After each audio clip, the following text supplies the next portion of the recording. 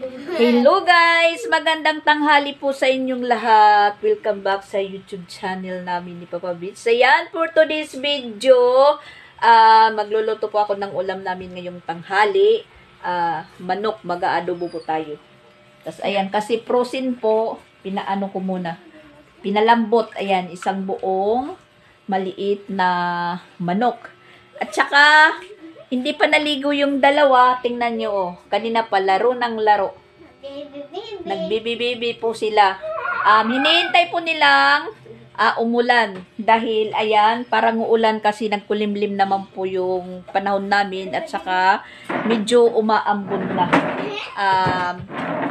Nagpapaalam po sila na maliligo sila ng ulan. Sabi ko, huwag kasi hindi pa malakas. Pag magmalakas na, pwede ko po silang papaliguin. Uy! Hello mga dad! It's me, Chrislyn. Here for today's video ay naglalaro po kami ng baby. Sabi ni teacher ay huwag kayo maligon ulan kasi baka palagnat kayo. Hindi ka makakaligo ng ulan. Kasi sabi ng teacher mo, hindi pala pwede kayong maligo ng ulan. Hindi ka maliligo, si ate lang. Kasi baka lagnitin ka. Ha? Si ate lang. Ha? Pag umulan. Ako lang. Ha? Ako. Sabi ng teacher nyo, hindi pwedeng maligo ng ulan. Paano yan? Please. Please? Sinabi mo pa lang eh. Sige, si ate lang ang maliligo pag lumakas na yung ulan.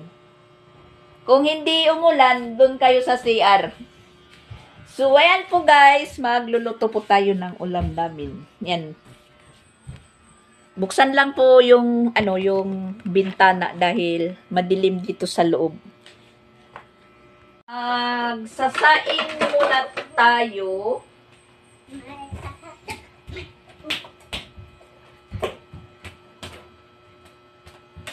Late na po kaming bumangon. Mga alas 9 siguro. Tas nag-breakfast naman yung mga bata. Tas ako nagkape lang syempre. Yun lang naman po yung habit ko. Kasi Papa Beats yung ulam.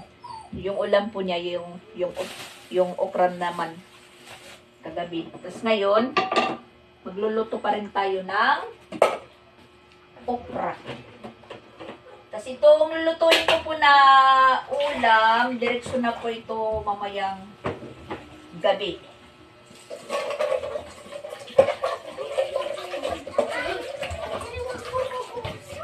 Para isang lutuan lang. Tingnan nyo yung dalawa. Laro ng laro. Kanina pa yan. Sabi ko sa kanila, huwag kayong masyadong maglilikot dahil gugutomin kayo. Ayan. Ayan, medyo lumalakas na po yung ulan. Yay! Maliligo na kami! Yay!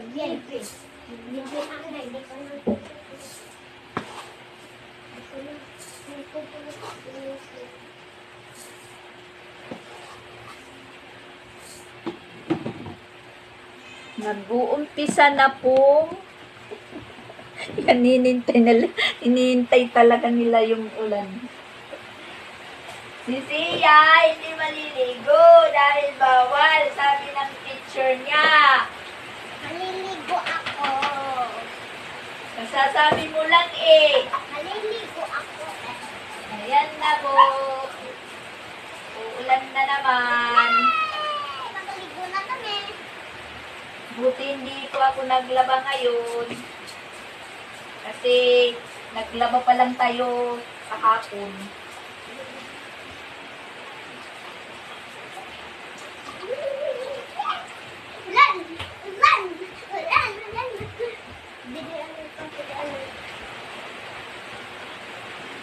Pwede ako maligo.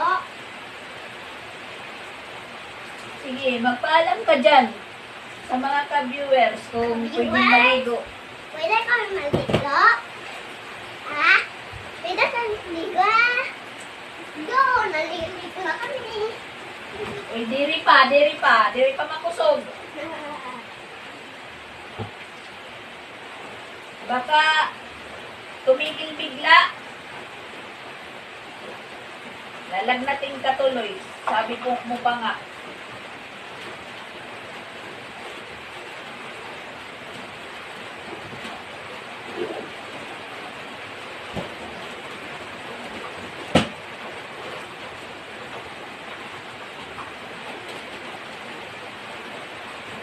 Ulan na.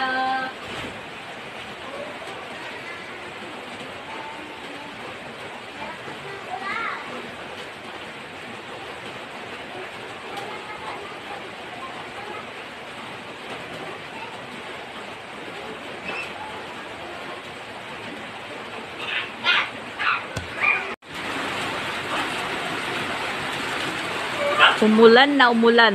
At yung mga nilaban ko, nilagay ko dito dahil umaano po dyan. Pumapasok yung yung ulan, yung tilamsik po niya, pumapasok.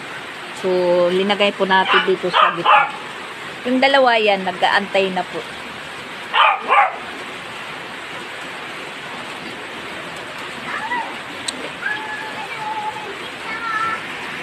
Medyo lumalakas na po yung ulan na yan. Lalabas na po sila. Sige.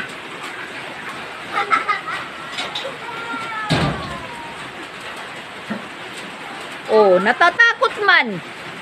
Ayaw pag punta doon sa may basketballan kasi makuan, putik. Diyan lang. Diyan lang kayo, diyan lang sa malapit. Huwag na pumunta doon sa may basketballan kasi maputik. Diyan lang kayo sa may damuhan. At tayo naman, pagpatuloy po natin yung pagluto. Sugat muna tayo sa pinagkapihan ko kanina.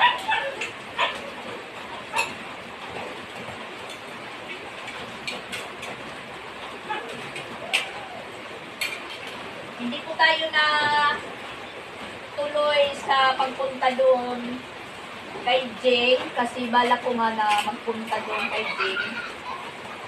Hindi na tuloy kasi yung pamasahe ko binigay ko na lang kay Sansan. May rehearsal po sila ngayon. Bigay ko na lang yung pamasahe. Hindi naman po tayo pinapapunta ni Jing. Ako lang po yung gusto na magpunta doon. Dahil alam kong busy po si Jing. Tulungan lang naman po natin tapos mabawasan po yung pagod niya sa araw-araw.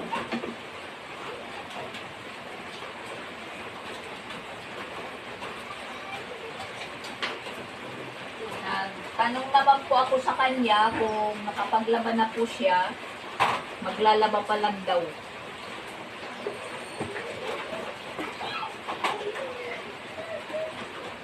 Maglalaba pa lang po siya ngayong oras.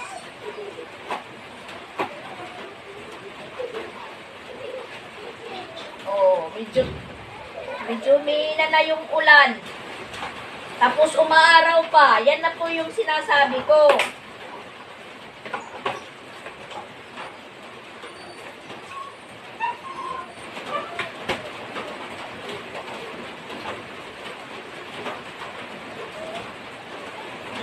Medyo tumigil po yung yung ulan. Humina po. Tapos, ayan. Tapos umiinit.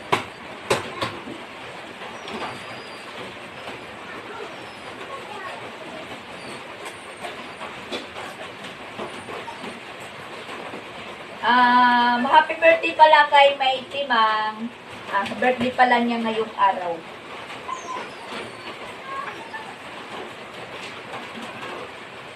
Wala mo nang handa-handa ngayon kasi mahirap ang buhay, mahirap maghanap ng pera. Yan! Sumikat yung araw. Yan yung sinasabi ko, na yung ulan, hindi yan magpapatuloy. Yan, sumikat yung araw, yung mapapala nyo dyan, sisipunin at ubo. Mag-ano kayo doon sa sa puso, magbomba ha. Dito. Doon kayo magpatuloy sa sa pagligo. Kreslin siya ha. Oh, napasok na dituan. Tubig. Lumakas ulit. Pero mainit. Diyan lang ha, wag lalayo.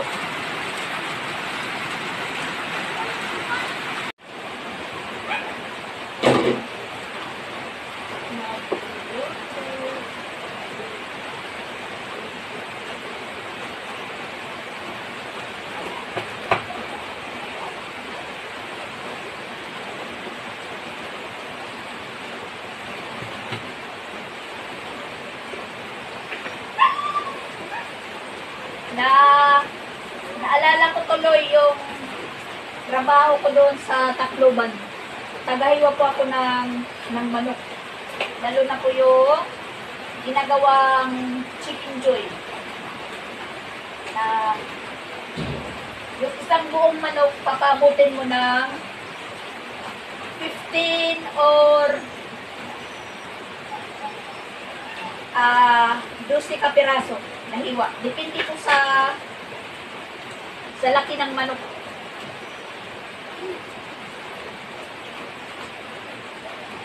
Tapos yung gamit ko lang, ganito kutsilyo. Tapos pinupukpok lang. Hindi na ginagamitan ng itak.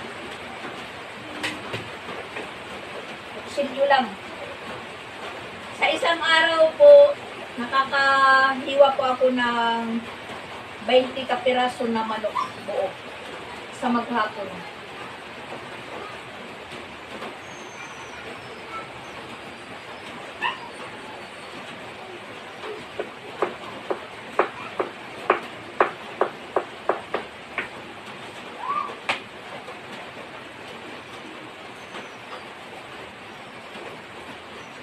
Namimiss ko na po yung mga gawain ko sa trabaho nung nandun pa ako sa Tacloban. Nandun ako sa amo ko. Na kung tatawagin naman, parang pare-pareho lang yung kinikilos, pero iba sa sa nagtatrabaho ka. Marami ka pong natututunan. Lalo na po pag parte sa pagluluto. Diyan po ako nasanay sa mga lutuan. Marami po akong natutunang mga sari-saring luto na hindi natin po ma-afford yung mga sangkap. Kaya simplihan lang po natin yung pagluto natin. Tulad ngayon, mag-adobo tayo ng manok. Yung nakakapasarap po dyan, yung gamit nating kalan na butane. Dahil wala na po tayo gas, hindi pa tayo nakabili. Tsaka mamayang gabi, mga alas 7, aalis na pala si Pix. Nagka-chat po kami ni Mama Pix na aalis na si Pix mamayang gabi papuntang Maynila.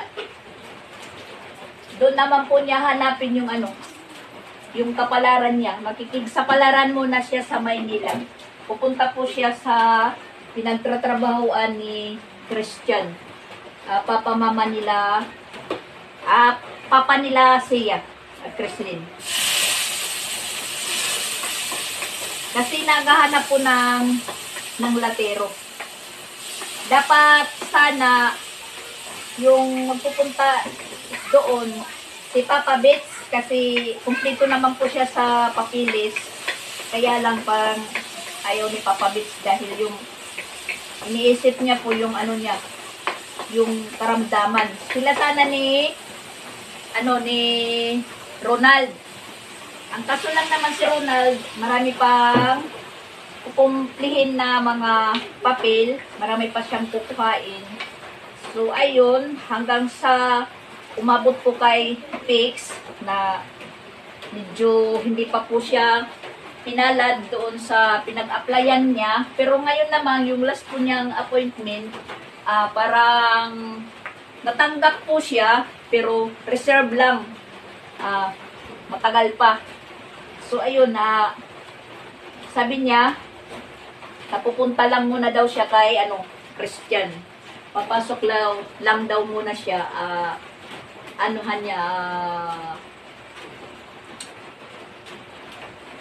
parang, ano bang ibig sabihin sa tawag ng, titistingan lang ba niya, tistingan lang niya na pumasok doon, anuhin po kung yung resulta.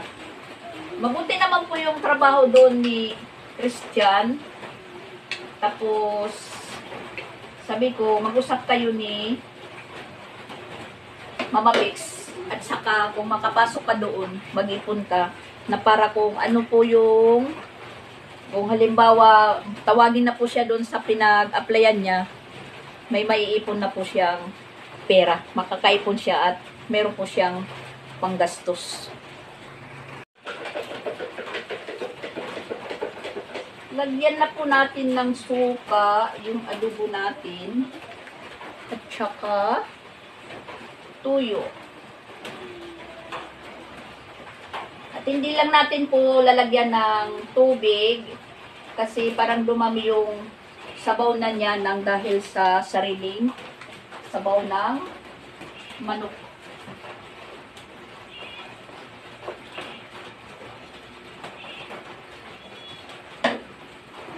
Lagyan po natin ng wala po tayong dahong laurel. Ano na lang. Ito. Durog na paminta.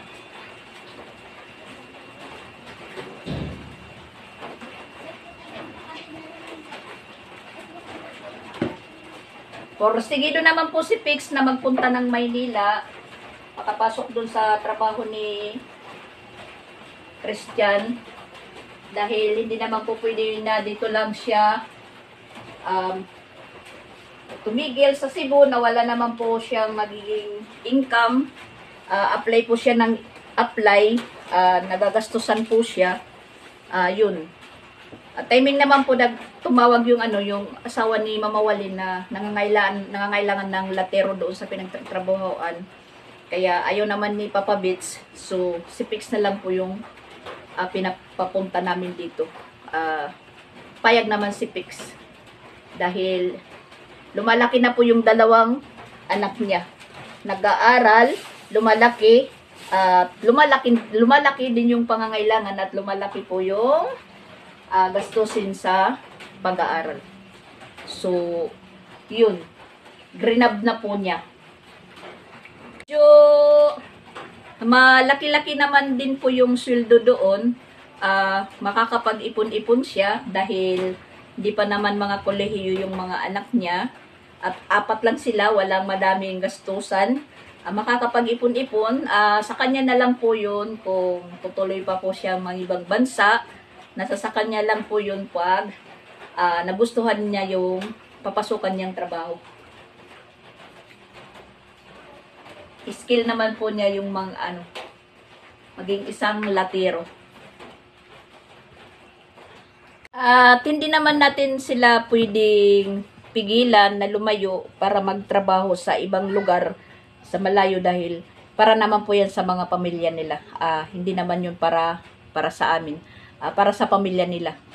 Kung gusto naman natin na hindi sila lumayo, wala naman po tayong kakayanan.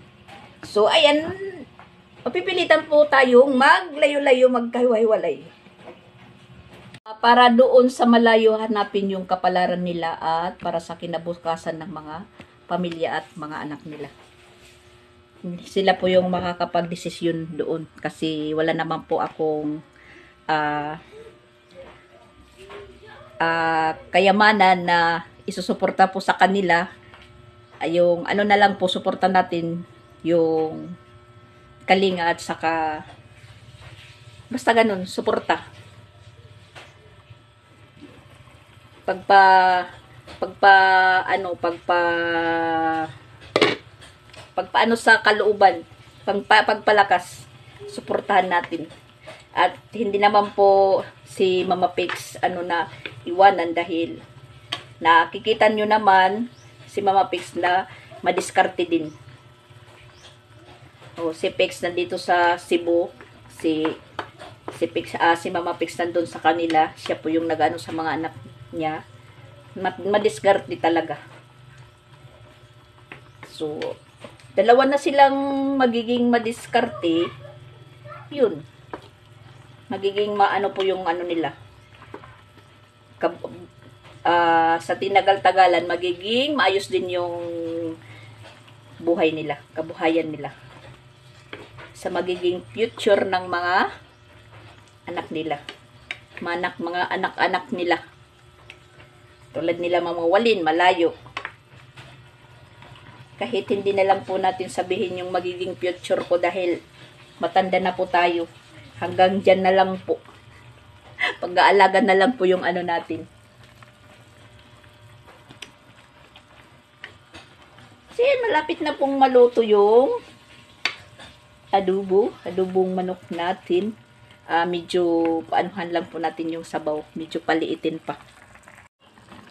Yan, medyo marami pa yung sabaw. Takpan lang muna natin.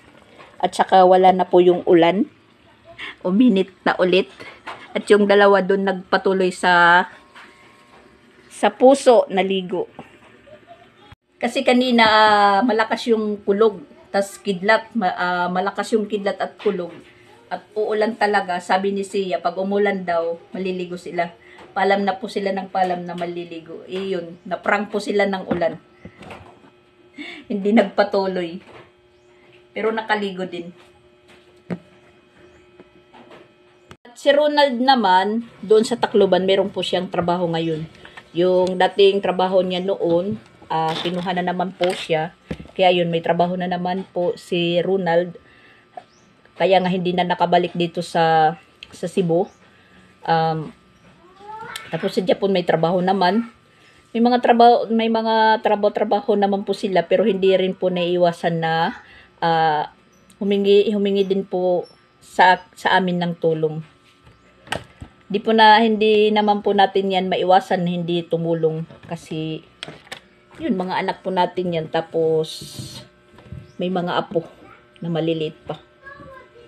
Parang hindi pa tayo absuelto.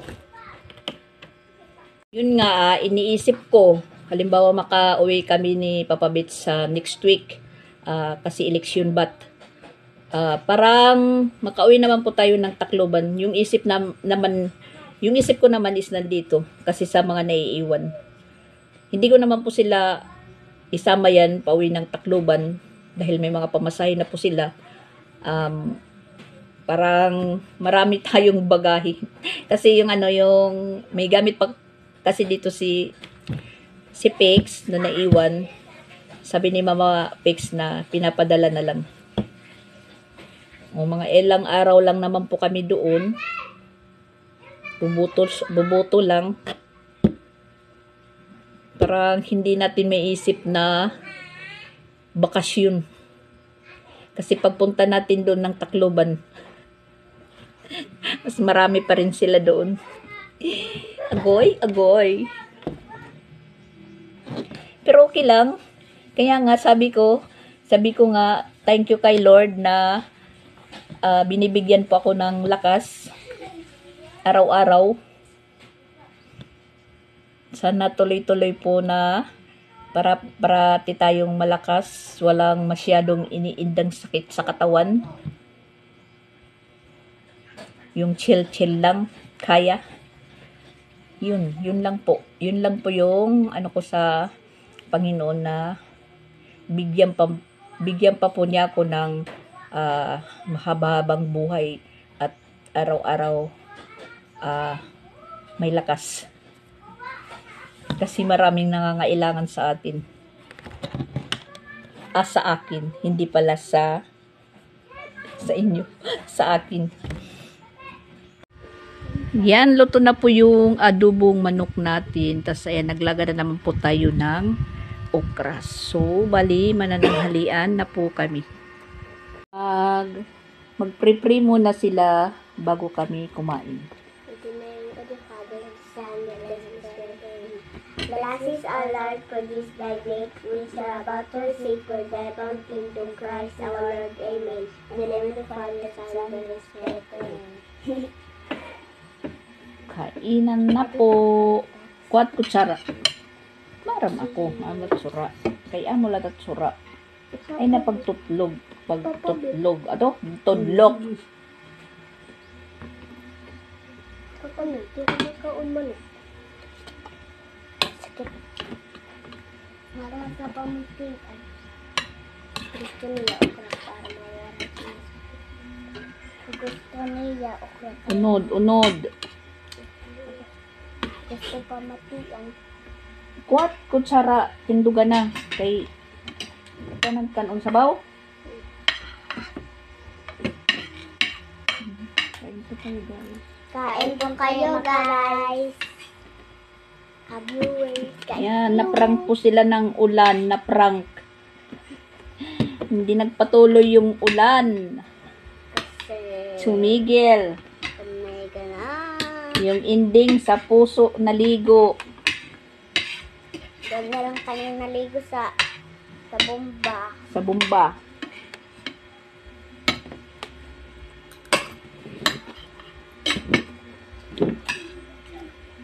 Okra with sausawan.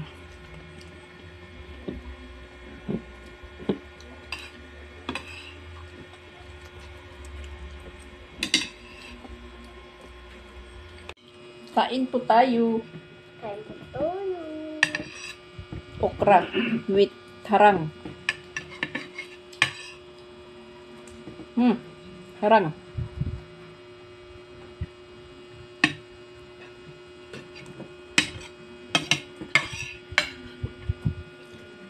Ayan po guys, gabi na. Inaantay na lang po yung oras para kami kumain. Hinantay pa namin si Sansan dahil hindi pa dumating. Yung oras po is alas 6:30. At saka hindi naman po tayo nagluto ng ulam dahil yung niluto ko nga kanina na manok is diretso na ngayong hapon. Update lang po ako kay Mama Pix dahil ngayon na po yung alis ni Pix papuntang Maynila. Siguro bumibiyahe na sila ngayon papuntang terminal dahil hindi po nagre-reply si Mama Pix. Kasi sabi ko kanina, nag-chat ako alas 5. So sabi ko, nakahanda na ba si Pix? Sabi niya, nag-ano pa daw kuno ng ulam, nagluluto. 5, wag siyang magpunta doon na mismo alas 7 dahil baka siya maiwanan ng biyahe. Pero nagpa-reserve naman si Pix kaninang umaga, nagpunta po sila ni Mama Pix doon sa terminal. Nagpa-reserve na sila kasi balak nun ni Pix bukas pa alis. Timing naman po may biyahing alas 7 ngayong gabi. So update lang po ako kung nakaalis na po si Pix. So sabihin ko lang kay Pix, good luck sa bago niyang journey. Medyo malalayo-layo si Pix sa atin. At bukas makikita na nila Tito Pix sa Manila! kay Papa Richard! dalawa na silang nandoon sa Manila. It's raining in Manila, di kanila. At wala po silang kapaguran. Ayan. Kagigising lang po nila dahil pinatulog ko kanina nang matapos kaming kumain. Yan. Umpisa na naman po silang magbahay-bahayan. Walang katapusan yung nila, activities dito sa bahay. Magkalat. Ako naman magliligpit. Tapos ayan na naman, magkakalat na naman. O, tingnan nyo si Princess Seiya. Dito yung niya. Hindi, doon sa amin. Doon din. Ligpit ako ng ligpit, sila naman kalat ng kalat. So ayun, si Pix mapapalayo sa atin. Na po siya sa Maynila, mag-umpisa na po siyang magtrabaho doon sa Papa Christian nila, Chrislyn at Sia. Itra-try ni Pix yung niya doon sa Manila. Hindi pa nagre-reply si Mama Pix sa akin. Oh, wow. Nandito na po. Pinasahan pa ako ng picture ni Mama Pix. Nandun na po sila sa waiting area ng bus sa terminal. Nagmata ka na daw at Alas 8. Alas 8 daw yung yung alis.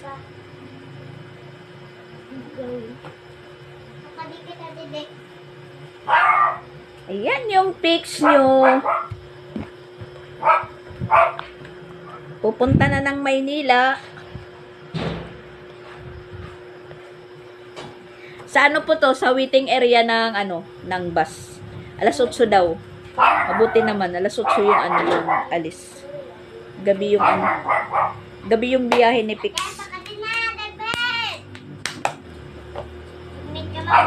Nandito na po si Sansan. Nag-ano na si Sansan na naglolo sweet na si Sansan sa kalalakad niya mula doon sa school nila. Baktas ka lang ito. Tingnan to.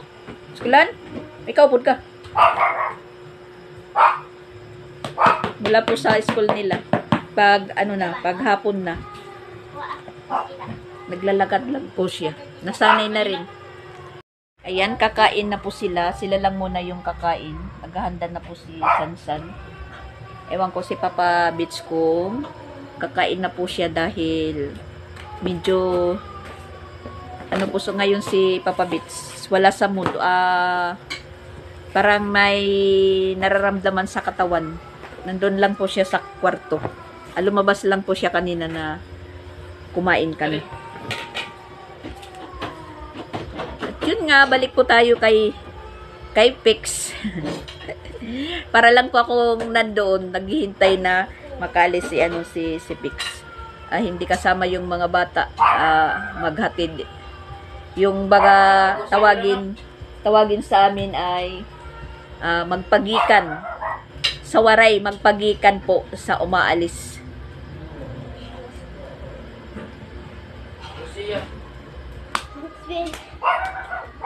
Kakain na naman po sila. Ako medyo busog pa tayo kasi nung kumain kami kanina mga na yun. Hindi yung tanghali. Mag-alas 2 na po yun. Yung kumain po kami kanina.